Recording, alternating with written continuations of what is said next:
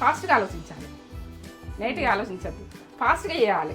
ఇప్పుడు మనము ఏదైనా చేస్తా అనేది వాయి తీయద్దు, అప్పుడే చేసేయాలి, పర్ఫెక్ట్ చేసేయాలి. అది చేసేది అవకాశం ఉన్నదనుకో, మనం చేసేది ఉన్నదనుకో దాన్ని వాయిదాలు వేస్తారు. చాలా మంది వాయిదాలు వేస్తారు.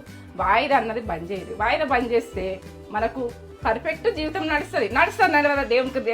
దేవునికి తెలుసు. ఇక మనమే చేసుకుంటూ పోవాలంటే.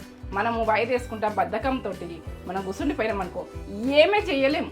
మనకైనంత మనం చూసుకుంటూనే పోవాలి, చేసుకుంటూనే పోవాలి.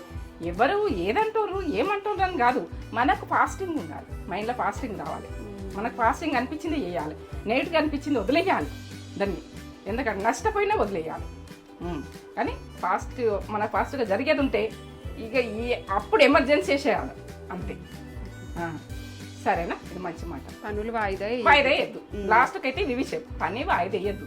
ప్రతి పని చేస్తావే అంటేనే అది